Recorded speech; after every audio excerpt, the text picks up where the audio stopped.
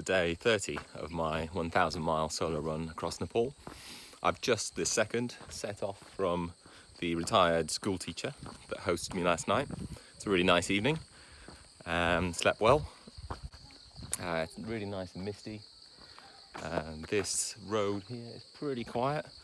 Haven't seen a single vehicle this morning. And I think I'm going to be following this all day, so it should be pretty nice. I passed a little village where I managed to pick up some bananas for breakfast, and the people that were there mentioned that there's a shortcut to the next village that I'm going down. So it's quite nice.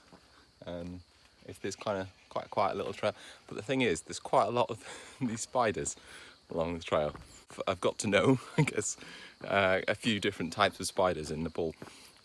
And the massive ones that kind of sometimes in hotel rooms that just sit there. I've made my peace with them because I found out that they just sit there and they don't really do anything. They kind of come out when it gets dark. They stay, spiderweb, they stay there until the sun comes up and then they go away again. So even if there's one right next to the bed, I know he's not going to move, he's just going to sit there. So that's okay. But they are kind of like this big, or can be. But the ones that I haven't made my peace with yet are the ones that you get kind of in the jungle, in the undergrowth. The ones that I'll show you a clip. They tend to build their web right across the path, or they can do sometimes, especially if it's a path that hasn't been walked along for very long. So yeah, there's quite a few times I've just been kind of going along the path, walking or running along the path, and I stop just in time, and they can be about that big, and they've got like black, quite sharp legs. So there's quite a few along this shortcut. But because there's all this dew, the webs are actually much easier to see, so it's not too bad. Even if it's a path that's kind of well trodden, I tend to be quite taller than the locals, so every now and again, even if I'm like, if someone's walking in front of me, there's been a few occasions where they just walk past, so I just think, okay, obviously no webs. And then they must have walked just underneath a web, and there's one right in my eye line.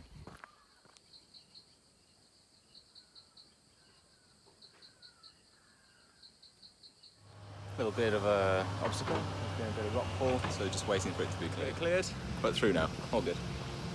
Pretty quick, to be fair, considering the side of the mountain just fell off. Some people yesterday gave me a few guava fruits, so I sat down here in the shade, and this is my 10k snack this morning.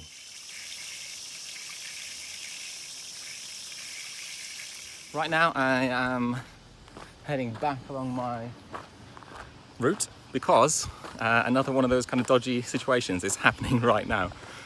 Basically someone would overtake me, then kind of keep looking back, then find some kind of reason to stop, like go to a shop, ask for a lighter, a cigarette, and just kept going like that, back and forth, ahead of me, behind me. It just didn't seem right at all, you know.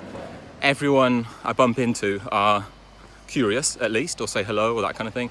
He was like going out of his way to ignore me. After the village, we both started heading, just checking he's not there. We both started heading out of the village, and he was in front of me. I made sure he was in front of me.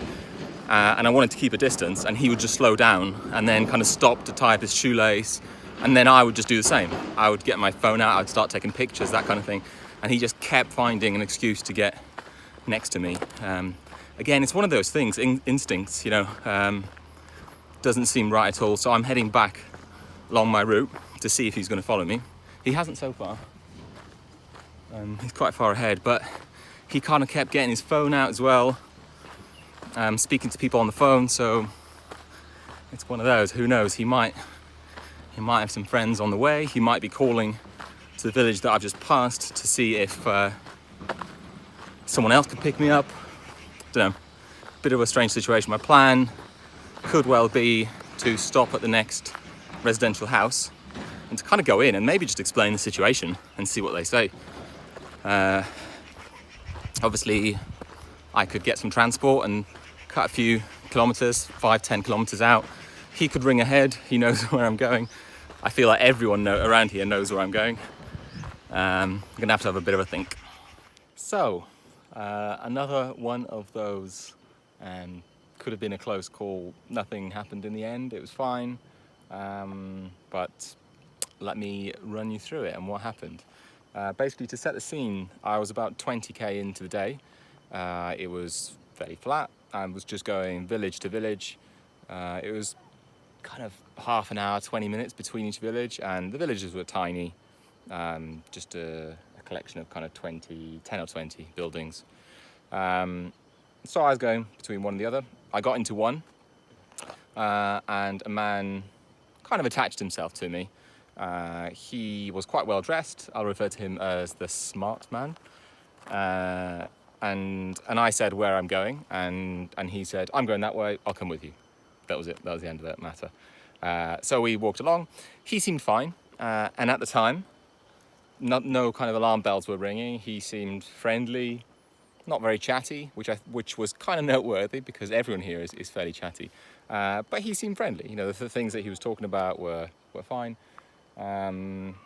So that was that. When we headed into the next village, another man kind of attached himself to the smart man, and he was average looking, so I'll refer to him as the average man. He didn't walk with us, so it was me and the smart man, but the average man would he'd go into a shop, he'd run ahead a little bit, go into a shop, and then as we walked past, he'd come out and then he'd kind of say something to the smart man. And this would happen kind of quite often. So he just kept going into lots of different shops or buildings or whatever, and then back out to the smart man. I didn't think much of it at the time. So the smart man kind of said, when we got into the next village, he said, sometimes I come here, and then I might see you in the final destination, because I mentioned to him where I'll be looking for a hotel. So I was just, okay, bye. Then the average man stopped going in and out of shops, and he was just kind of loitering around. And I thought it's an opportunity to get a small snack, get a drink. So I went to a place that looked like they were going to serve food, and the average man kind of was loitering around. And then as soon as I asked, and as soon as I got the answer, yes, we do drinks and food, the average man kind of went straight in, sat down. So we're both eating. At the time, I did notice that some alarm bells were ringing on this second, the average man. He was basically, most of the people you get over here either smiling or they're curious, they're just looking at you. It's very rare for someone to not really notice you or almost ignore you, kind of like register, okay, whatever, and carry on. That's very rare. This guy looked like he was going out of his way to ignore me, to not look at me, anything like that, which was kind of odd, but on its own, not too much of a worry or anything like that. So we were both eating. He had some food as well, and at the time I just thought something seems not great, not right about this average man. He was looking quite busy up until we got into this restaurant, so I just thought I'm gonna take it really slow, and I'll just let him leave and go about his business, and I'll just stay here, and that'll be that kind of thing. He didn't. He just waited, and I was there longer and longer and longer. He was there longer and longer, and I kind of, you know, because he looked pretty busy at the start, that in itself seemed quite strange to me. Then as soon as I got up, he got up instantly. I asked how much. I paid. I did notice at the time that he didn't pay. He obviously had some words with the owner of the shop, but I did notice that he just didn't pay. Like, he didn't run away or anything. He was talking to the owner of the shop. They were registering each other, but he just left. I just thought maybe they're friends. Again, not important on its own. When we left, again, I just thought I'll let him go ahead. So we were walking a normal pace. I was just a little bit behind him. And then I was just gradually slowing down. I was already behind him anyway, so it wasn't like I was slowing him down as well. But so he went a little bit further ahead. He kind of kept looking back to see where I was, and slowed his pace to match mine. So I slowed mine right down to like a comically slow pace. And he did the same. So he was about 20, 30 meters ahead. So then I think I got my phone out to just start taking photos, that kind of thing. I was just like, I'm just going to stop here on the pretense of taking photos or answering text or something like that. Something that I'm like, okay, I'm just doing my phone, so I'm just going to stop. So he got a little bit further ahead, but then he just stopped to tie his shoelaces. And then he kind of sat down, and alarm bells were ringing. Anyway, so I started walking really slowly again, and then he started walking straight away. And this kind of carried on. So we were starting to head out of this village, and I know that in between villages there's just nothing. There's no people. It's pretty quiet. There's not many vehicles that come on the road. So I didn't want to get to that point in between villages where it'd just be me and him, where he could do anything potentially. And obviously, intuition, alarm bells were ringing in my head. The situation didn't seem right. There were all lots of little warning signs. So we carried on walking for a little while. So he was ahead of me. Then came the point where there was no buildings at all around. Sorry, I forgot to mention, I really tried to slow down, basically. The last few buildings coming out of the village, I stopped to have a chat with locals, that kind of thing. And I was trying to really drag the conversation on. And I was keeping an eye to see what he's doing. And he would just kind of stop, tie his shoelaces, that kind of thing. At one point I noticed he went into a shop and was there for a while. And I thought, maybe this is my opportunity to kind of overtake him and then start running. And I picked up my pace to try to go past him, and he came out of the shop as soon as I was there, kind of thing. Okay, so it's me and him. So again, I just tried to slow down, talk to the people at the shop. I did everything that I could to let him go ahead. He was constantly looking to see where I was, and he was constantly trying to match his pace to mine. So eventually, when we passed the last building and round the corner, so this was it. This was kind of decision point. There was it was going to be quiet after this. He basically stopped and sat down in the shade. So when I caught up with him, and I kind of walked straight to him, I didn't want to look too weak, I guess. Like I was trying to just made a bit of eye contact with him, that kind of thing. And I stopped, and I kind of made conversation. I just said, "Yeah, it's hot, isn't it? Yeah." So I just stopped. So we're both just there, and it's right on the edge of where people can see us. So we were just there for a while. And I was just stood there, he was sat there, and I was trying to think what to do. I knew that one option was to go back and maybe get a moped and just overtake him. And running through my head was, I don't want to miss any section of this trip. I really didn't want to do that, but obviously it's a safety issue. So that's what I did. I kind of said to him, I'm going back to the village for water. I tried to keep it kind of light and play the kind of stupid or oblivious tourist, I guess. Not stupid. So I just turned around and I went straight back to the village at a fairly fast pace, and he just stayed there. I got into the village. I found someone local. I kind of went away from the road so I couldn't be seen, and just sat down a little bit. He wasn't coming back to meet me. I spoke to the guy. I didn't let on what the situation was, but I did ask to say, look, I had a look at my map, and it was all main road for a while. And the other thing I mentioned about this, the average man, is every now and again he'd get his phone out and he would text or he'd make a call. So I was thinking, if this is a dodgy situation, he could be calling back to the village where we've just come from, saying to someone, look, he's on the way back to you, you can pick him up, or ahead, because again, everyone knows which village I'm going to. So it's been one of those situations. I didn't know what to do or where to go. So I checked my map, and my route was all going to be straight road until the village that I mentioned to everyone. A little bit past that, and then after that, it goes away from the main road and into small paths. So I found someone local.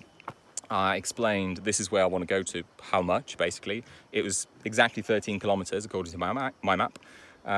He gave me a price, and that's what we did. We got on the moped, and when we got back past the point where I left him, he was still sat there. And as we were coming up, we drove past him, and he basically looked at me and gave me the dirtiest look. At which point I just thought, I'm so glad that I went back to the village. That just, it just clarifies everything. My thoughts probably were accurate about him, and he's kind of realized, okay, fine, you kind of got away. And he gave me this dirty look, which was unlike him. He was totally ignoring me, and then he was just...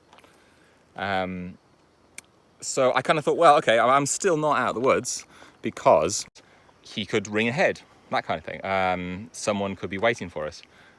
So anyway, we drove 13 kilometers.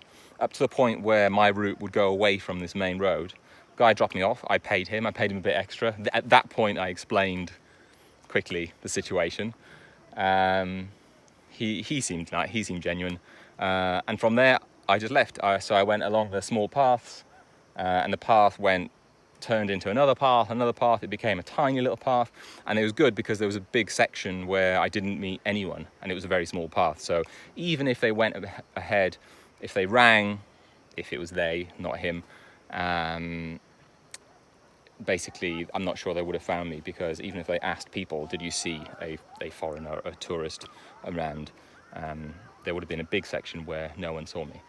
Then I got onto this kind of road, actually, which is a new road that they're building, apparently from China.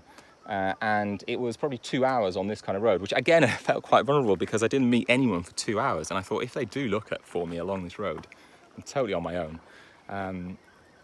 Anyway, so all of this was probably 3 or 4 hours ago. I feel like I'm okay now. I just need to take this road now to the next village where I've been told there's a hotel, where I will feel fine and safe. So yeah, not great. Again, it's kind of made me think about my security a little bit. That kind of situation, nothing like this has happened for a good while, for 2.5, 3 weeks.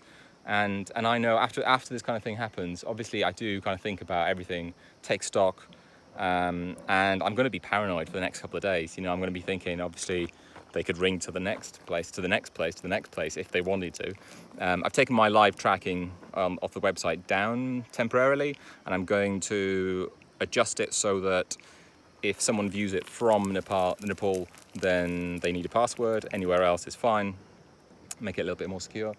Anyway, going back to that smart man, I don't know how much of it I'm reading into it, but I was having a conversation with him about his job, and he didn't answer that. He just said nothing. And he was obviously doing something. He was very smartly dressed. He was going to the next village for a reason. Even if someone's not employed, they're working on their farm. So it was kind of strange. And I remember thinking that was a bit strange. And I asked him kind of the second time in a different way. And again, he kind of blanked me. As soon as the smart man said that he does nothing, the first thought that came into my head for whatever reason was mafia. Because that's just what he looked like. He seemed very kind of cool, calm, and almost as a joke. I don't know why that just came into my head as we were passing this village. Obviously, this guy is going in and out of shops and back to him. I don't know. The whole thing kind of just made sense. I don't know about the smart man. He might have been not involved at all, but whatever it is, I don't know what exact situation it was. The dirty look that the average man gave me made me think that I totally made the right decision in this instance. So I've lost 13 miles of the whole thing. So hopefully the people that donated will forgive me for that and agree that I took the right decision. I will make up for it in one way or another. I do want to make up for it anyway. Maybe a forfeit, something like that, maybe in the comments. I don't know. It'd be good, actually, to anyone who's watching this video, it'd be good to get your opinion on the situation. And did I do the right thing? What else could I have done? Should I have confronted this average man a bit earlier when I thought something wasn't right?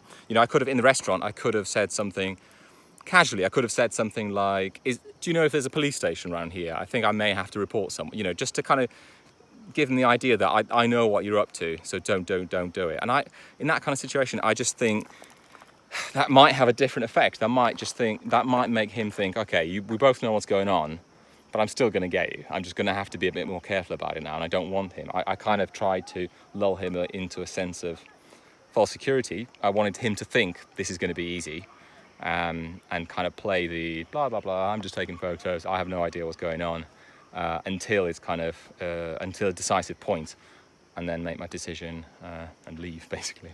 Anyway, if you watch this video, then it'd be good to see what you think and let me know, did I do the right thing? What else could I have done?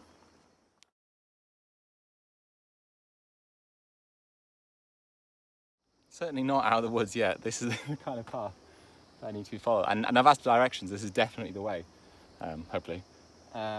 This path, as you can see, is just a slight little path cut out from this kind of really loose rock from some rockfall.